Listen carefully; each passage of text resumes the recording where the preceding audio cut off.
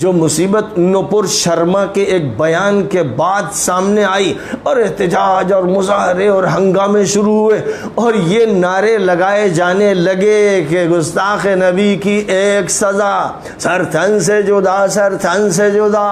جو لوگ کچھ فتووں کی کتابیں اور کچھ علماء کی کتابوں کو بنیاد بنا کر یہ کہتے ہیں کہ گستاخ نبی کی سزا یہ ہے کہ اس کی گردن کاٹ دی جائے، وہ متشدد ہیں، جاہل ہیں، اور انہوں نے قرآن اور سنت کو ترک کر کے اقوال کو اختیار کیا اور اپنے اپنے دور کے مفتیوں کی تحقیقات کو اختیار کیا۔ نبی پاک علیہ السلام گویا کہہ رہے ہیں، اپنی قبر سے کہہ رہے ہیں، اور گویا کہ اللہ کی طرف سے کہا جا رہا ہے کہ یہ نبی کے ساتھ ظلم ہے، یہ نبی پر اتہام ہے، یہ نبی کی سیرت کو بگاڑنے کی کوشش ہے۔ اپنے بچھڑے پن سے اور فرقے واریت سے اور حلقے واریت سے اسی وقت نکلے گی جب اس کے سامنے قرآن اور سنت اصل ہے اور سیرت رسول اصل ہے۔ اگر یہ چیز اصل ہوتی تو آج یہ مصیبت نہ آتی جو مصیبت نپور شرما کے ایک بیان کے بعد سامنے آئی اور احتجاج اور مظاہرے اور ہنگامے شروع ہوئے اور یہ نعرے لگائے جانے لگے کہ گستاخ نبی کی ایک سزا، سر تھن سے جدا، سر تھن سے جدا۔ نبی اکرم صلی اللہ علیہ وسلم جب تک مکہ مکرمہ میں رہے، یعنی یوں کہیے کہ آپ غیر مسلموں کے علاقے میں رہے، تو وہاں تو آپ نے پتھر مارنے والوں، ستانے والوں، اذیت دینے والوں، گالیاں دینے والوں کے خلاف ایک سخت لفظ بھی نہیں کہا،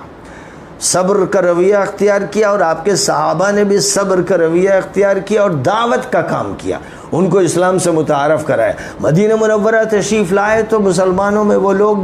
جن کا ایمان پکا نہیں تھا اور وہ بدو جو کبھی نبی سے گستاخانہ بات کرتے تھے، اور عبداللہ ابن ابی قرآن میں حوالہ اس کی گستاخیوں کا دیا گیا ہے، بدماشیوں کا دیا گیا ہے، یہ سب نبی کے پاس آتے تھے، ملتے تھے، نبی ان کا اکرام کرتے تھے، ضیافت فرماتے تھے۔ کبھی یہ نہیں ہوا کہ یہ گلیر ہے اور یہ ایسا بدماش ہے، اس کو نمٹا دو، کبھی نہیں ہوا۔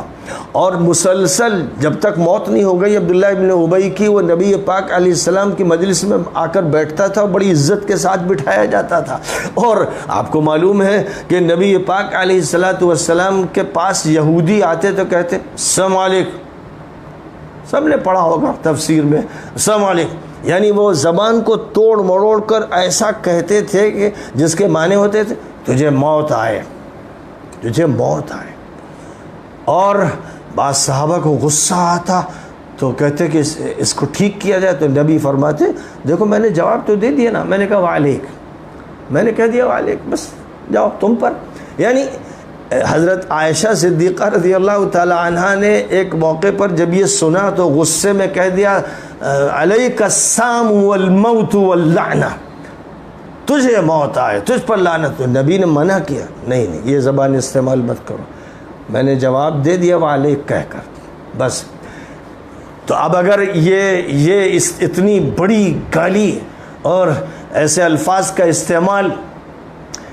اس قابل ہوتا کہ گستاخی رسول تو کھلی طور پر ہے، تو ایک فرمایا جاتا ہے اس کو کاٹ کے پھینک دو،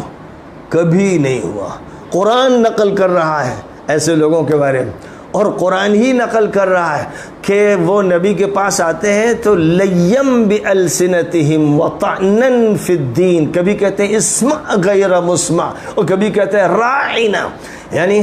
ذرا سنیے خدا آپ کی سماعت ختم کر دے،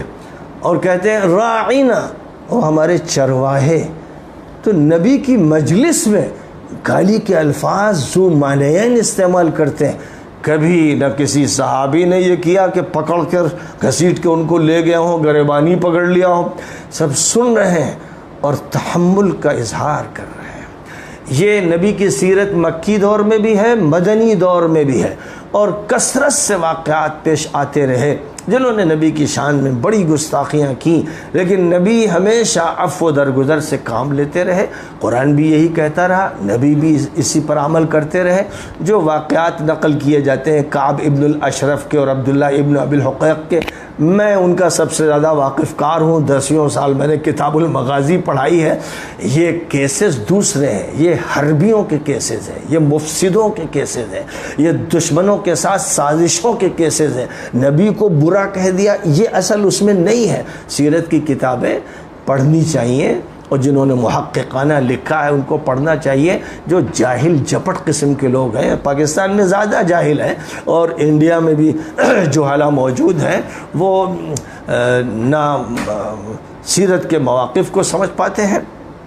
اور وہ نہ نبی پاک علیہ السلام کے فیصلوں کو سمجھ پاتے ہیں۔ ان کے جو کیسز ہیں یہ یہودی ہیں، اور ان کے کیسز بالکل الگ ہیں۔ وہ جیسے جنگجویانہ موقف ہوتا ہے اور جو سازشیں ہوتی ہیں بیانک، ان کے خلاف کارروائی اس لیے کی گئی تھی، اس لیے نہیں کہ انہوں نے نبی کو برا کہہ دیا تھا۔ نبی کو برا کہنے والے سینکڑوں مدینہ منورہ کے وہ منافق تھے جو حضور کے صحابہ میں شمار ہوتے تھے اور حضور کی خدمت میں آتے تھے، بیٹھتے تھے، جمعے کی نماز بھی پڑھتے تھے، اور آ کر اس طرح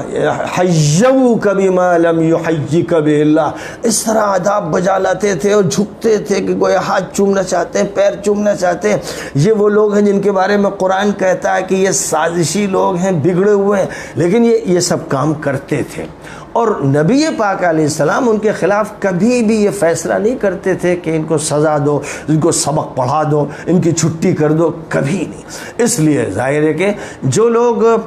کچھ فتووں کی کتابیں اور کچھ علماء کی کتابوں کو بنیاد بنا کر یہ کہتے ہیں کہ گستاخ نبی کی سزا یہ ہے کہ اس کی گردن کاٹ دی جائے، وہ متشدد ہیں،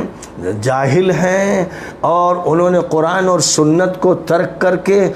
اقوال کو اختیار کیا اور اپنے اپنے دور کے مفتیوں کی تحقیقات کو اختیار کیا۔ اس سے بگاڑ پیدا ہوا ہے۔ اس لیے جو لوگ الزام لگاتے ہیں، ظاہر ان کو موقع ملتا ہے کہ یہ سب مدرسے سے پل پل کر آ رہے ہیں، یعنی مدرسے میں جو پڑھائی جا رہی ہے اس میں تقسیم کیا جا رہا ہے، یہ شیعہ ہے، یہ سنی ہے، یہ بریلوی ہے، دیوبندی ہے، یہ مرجی ہے، یہ جہمی ہے، یہ کرامی ہے۔ امت کو بانٹنے کا کام فتنہ پروروں نے کیا ہے، اور حضور نے فرما دیا تھا کہ جو یہودیوں نے کیا، جو عیسائیوں نے کیا، تم بھی وہ کر کے رہو گے۔ اور جب فرقوں کی بات فرمائی تھی تو وہ بھی اسی تمہید کے ساتھ کہ یہودی اور عیسائی فرقوں میں بٹے، تم بھی بٹو گے۔ تو یہ اس لیے نہیں تھا کہ ہاں تم کرنا، یہودیت اختیار کرنا، عیسائیت اختیار کرنا، میرا مسلک چھوڑ دینا، میری سیرت چھوڑ دینا، بدماشیاں کرنا، غنڈہ گردی کرنا، لڑنا، تشدد کو اختیار کرنا، اور میرا ہی نام لے کر مجھے بدنام کرنا۔ نام میرا لے رہے ہو، اس کے بعد مجھے پیش کر رہے ہو ہندوؤں کے سامنے، جینیوں کے سامنے، بدھسٹوں کے سامنے، دنیا کے سامنے، اس طرح پیش کر رہے ہو کہ میں نے کہا جو مجھے گالی دے اس کی گردن کاٹ دو۔